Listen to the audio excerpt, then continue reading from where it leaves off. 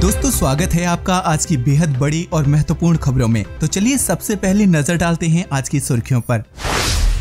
भारतीय वैज्ञानिकों ने किया कमाल, दुनिया में हो रही है वाहवाही। खुलेआम गुंडागर्दी पर उतरा चीन, भारत ने किए नियम सख्त तो देने लगा ये धमकी। कोविड-19 संक्रमण पर काबू पाने में लग सकता है 1.25 साल। देश में कोरोना वायरस के मरीजों की संख्या 23,000 पार, 24 घंटे में 1,684 नए केस, 37 की मौत। 1 किलो आटे के पैकेट में निकल रहे हैं 15-15 हजार रुपए। कोरोना वायरस का पहला टीका हुआ फेल, गलती से जारी हुई रिपोर्ट में हुआ खुलासा। एमपी में कर्मचारियों के लिए बुरी खबर, सरकार 10 लाख कर्मियों के साथ करने जा रही है ऐसा। 8 करोड़ किसानों को बड़ी राहत, खातों में पहुंचे 2,000 रुपए। अगर घर में भरता है कोई टैक्स तो नहीं मिलेगा इस योजना का लाभ। म्यूचुअल फंड की बंद हुई ये 6 स्कीमें, अटके 28,000 करोड़ रुपए। 30 दिन की जगह अब 9 दिन में ही बन जाएगा राशन कार्ड। सोने के दाम में आएगा जबरदस्त उछाल, हो जाएगा 82,000 प्रति 10 ग्राम। इस राज्य के 15 लाख किसानों को मिलेंगे 2,990 करोड़ रुपए। और फसल कटाई के लिए हवाई जहाज से बुलाए गए मजदूर, हैरान कर देगी 1 घंटे की कमाई। अब खबरें विस्तार से। ऐसे वक्त में जब देश में कोरोना वायरस के संक्रमण को टेस्ट करने के लिए किट की भारी तादाद में जरूरत है और चीन जैसे देशों से जो किट आई हैं उनमें अधिकतर की क्वालिटी खराब निकल रही है, अब ऐसे मुश्किल समय में भारतीय वैज्ञानिकों ने एक कमाल दिखाया है। जी हां, IIT दिल्ली ने RT-PCR किट बनाकर तैयार की है, जिसको ICMR ने भी जांच के बाद हरी झंडी दिखा दी है। अब इसी किट से देश भर में RT-PCR किट के जरिए टेस्ट होंगे। ये किट जल्द ही बाजार में उपलब्ध होगी। IIT दिल्ली की 2 कंपनियों से इसके लिए बातचीत चल रही है। बाजार में आने के बाद सस्ते और सही तरीके से कोरोना की जांच हो सकेगी। IIT दिल्ली के कुसुमा स्कूल ऑफ बायोलॉजिकल साइंसेज के रिसर्चर्स ने कोविड-19 की जांच के लिए जो किट तैयार की हैं, उसे ICMR ने अपनी मंजूरी दे दी है। IIT दिल्ली ऐसा पहला शैक्षणिक संस्थान बन गया है जिसे RT-PCR आधारित किट के लिए ICMR से अप्रूवल मिली है। भारत ने FDI के नियमों को जब से सख्त किया है, तब से पड़ोसी देश चीन भड़का हुआ है। कोरोना वायरस की महामारी का फायदा उठाते हुए पड़ोसी देश कमजोर हुई भारतीय कंपनियों का अधिग्रहण ना कर ले, इसलिए भारत ने ये कदम उठाया है। वहीं भारत द्वारा FDI के नियमों में बदलाव करने के बाद से चीन भड़का हुआ है। चीन का कहना है कि भारत का ये फैसला विश्व व्यापार संगठन के सिद्धांतों के खिलाफ है। वहीं इस बीच ग्लोबल टाइम्स के एक लेख में भारत को धमकी देने की कोशिश की गई है। आपको बता दें कि भारत काफी हद तक मेडिकल सप्लाई के लिए चीन पर निर्भर है। लेख में लिखा है कि भारतीय कंपनियों के कथित अवसरवादी अधिग्रहण को रोकने की कोशिश सप्लाई पाने में उसके लिए मुश्किल का कारण बन सकती है। फार्मेक्सिल डेटा के मुताबिक भारत अपनी दवाइयों का ज्यादातर कच्चा माल यानी रॉ मटेरियल चीन से ही खरीदता है। नीति आयोग के सदस्य और कोविड-19 पर गठित उच्च स्तरीय समिति के अध्यक्ष डॉक्टर विनोद के पाल ने कहा कि कोविड-19 का खतरा अभी 1-1.25 साल तक बने रहने के आसार हैं। डॉक्टर पॉल ने कहा कि जितनी उनके वायरस के बारे में समझ बनी है, उसके मुताबिक जब तक ये दुनिया में कहीं भी रहेगा, भारत के लिए भी खतरा बना रहेगा। इसके संक्रमण का समाधान केवल वैक्सीन के आने पर ही संभव है। वैक्सीन के आने में अभी समय लग सकता है। भारत में कोरोना वायरस संक्रमण के नए मामलों में एक दिन में अब तक का सबसे बड़ा इजाफा देखने को मिला है। देश भर में शुक्रवार को कोरोना वायरस के मरीजों की संख्या 23,140 पर पहुंच गई। पिछले 24 घंटे में कोरोना वायरस के 1,684 नए मामले सामने आए हैं। वहीं 37 लोगों की मौत हो गई है। गुजरात में लॉकडाउन के बीच गरीबों और दूसरे वंचित तबके के लिए कई सामाजिक संस्थाएं और संपन्न लोग खाने पीने की मदद दे रहे हैं। लेकिन सूरत के गोराट में कुछ लोगों ने मदद का अनोखा तरीका अपनाया है। उन्होंने गरीब को 1-1 किलो आटा देने की घोषणा की। जरूरतमंद लोग उन पैकेट्स को लेकर रवाना हो गए। उसके बाद जैसे ही उन्होंने आटे के पैकेट खोले तो आटे के साथ ही 15-15 हजार रुपए निकले। ये देखकर वे लोग दंग रह गए और उनकी खुशी का ठिकाना नहीं रहा। कोरोना वायरस संक्रमण रोकथाम के लिए दुनिया भर में टीके तैयार करने का मिशन जारी है, लेकिन इसी बीच एक बुरी खबर है। कोरोना वायरस रोकथाम के लिए तैयार हो रहे टीकों में से पहला टीका ट्रायल में फेल साबित हुआ है।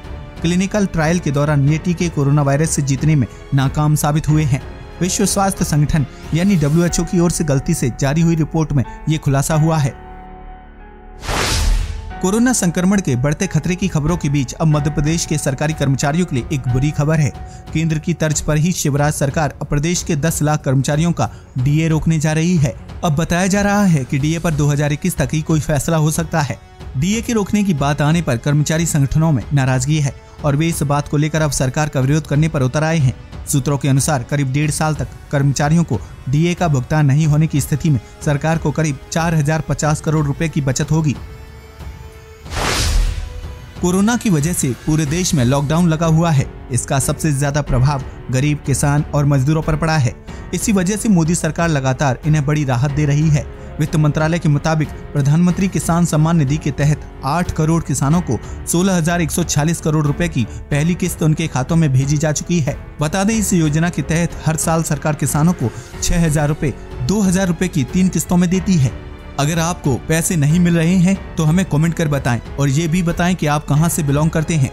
बता दें, 2020 के लिए सरकारी वेबसाइट pmkisan.gov.in पर नई लिस्ट अपलोड हो रही है। अगर आपने आवेदन किया है और ये जानना चाहते हैं कि आपका नाम 6,000 सालाना पाने की लिस्ट में है या नहीं, तो इस वेबसाइट पर जाकर अपना नाम चेक कर सकते हैं। लिस्ट ऑनलाइन देखने के लिए आसान से स्टेप। सबसे पहले वेबसाइट pmkisan.gov.in पर जाएं। होम पेज पर मेन्यू बार देखें और यहाँ फार्मर कॉर्नर पर जाएं। यहाँ लाभार्थी सूची के लिंक पर क्लिक करें। इसके बाद अपना राज्य, जिला, उपजिला, ब्लॉक और गांव विवरण दर्ज करें। इतना भरने के बाद गेट रिपोर्ट पर क्लिक करें और पाएं पूरी लिस्ट। क्या आप पीएम किसान सम्मान निधि योजना के लिए आवेदन करने पर विचार कर रहे हैं? सरकार ने देश भर के 14 करोड़ किसानों को इस स्कीम के तहत जोड़ने का लक्ष्य तय किया है। हालांकि इस स्कीम से जुड़ने के लिए कुछ नियम और शर्तें भी सरकार की ओर से बनाई गई हैं। इस योजना के लिए आवेदन करने से पहले आपको इन नियमों के बारे में जानकारी होना बेहद जरूरी है। इस योजना के लिए बने नियम के मुताबिक चतुर्थ श्रेणी को छोड़कर अन्य सभी सरकारी कर्मचारियों को इस योजना का लाभ नहीं मिल सकता। यही नहीं, प्रधान से लेकर अन्य किसी पद पर काम करने वाला कोई जनप्रतिनिधि भी इस स्कीम का लाभार्थी नहीं हो सकता।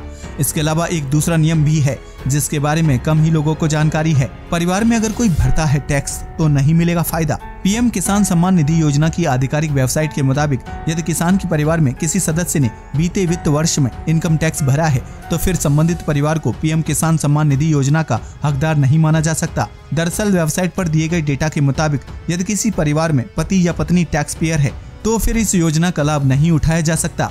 अब सबसे बड़ा सवाल आप लोगों के सामने ये होगा कि सरकार की नजर में इस योजना के लिए परिवार की परिभाषा क्या है। तो चलिए हम आपको इस परेशानी से निकाल देते हैं। इस योजना में एक परिवार का मतलब पति, पत्नी और उनके नाबालिग बच्चों को ही फैमिली में माना गया है। यही नहीं, अगर किसी परिवार में बंटवारा हो जाता है और कई लोग परिवार की परिभाषा के तहत हैं तो सभी को इस स्कीम के तहत लाभ मिल सकता है। जैसे मान लो कि आपके 4 भाई हैं और चारों की शादी हो चुकी है और वो अलग रहते हैं तो वो 4 परिवार अलग माने जाएंगे और उन चारों को ही इस योजना का फायदा मिलेगा। बता दें कि सरकार की इस योजना के तहत साल में किसान परिवार को 6,000 रुपए की रकम दी जाती है। ये राशि साल में 2,000 रुपए की 3 किस्त में बैंक में ट्रांसफर की जाती है।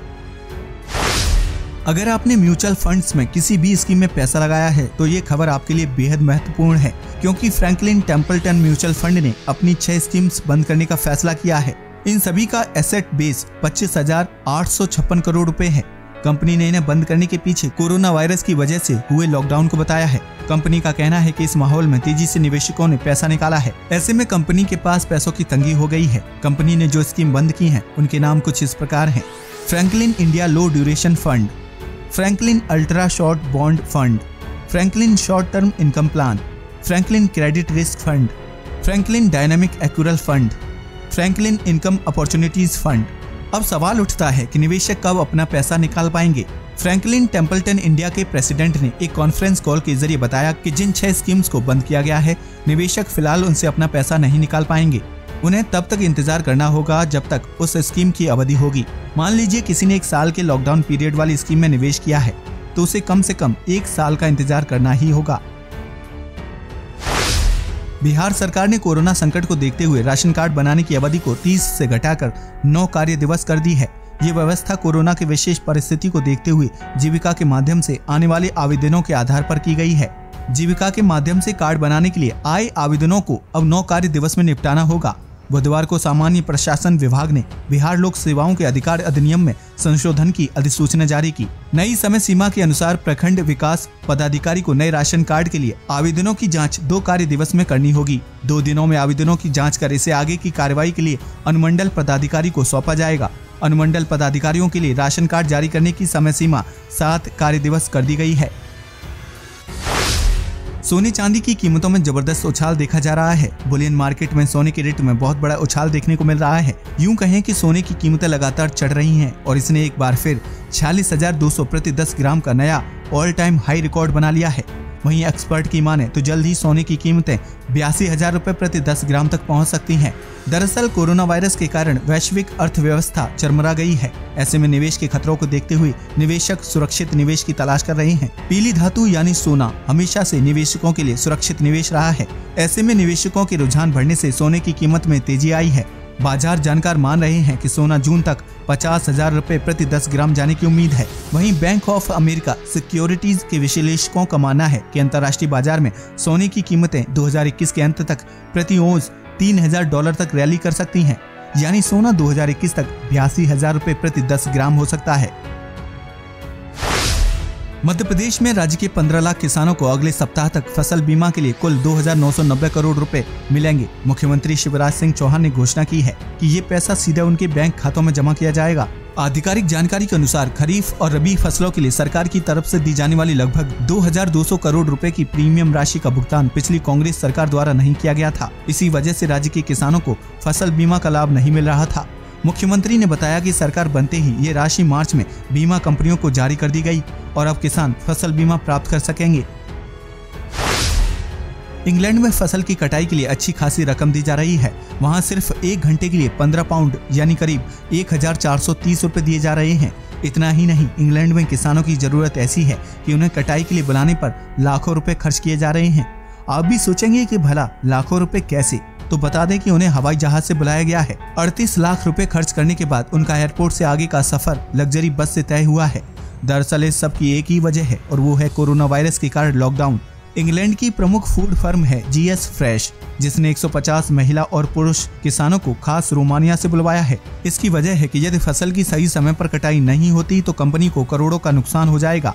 इसलिए कंपनी ने टाइटन एयरवेज एयरबस 320 की उड़ान के लिए लगभग 40,000 पाउंड यानी 37,59,134 रुपए किराया दिया है। कोविड-19 महामारी के कारण उड़ानें रद्द कर दी गई हैं और सीमाएं बंद हैं, इसलिए खास फ्लाइट से इन किसानों को लाना पड़ा। आज के लिए बस इतना ही। बने रहिए हमारे साथ। जय हिंद, वंदे मातरम।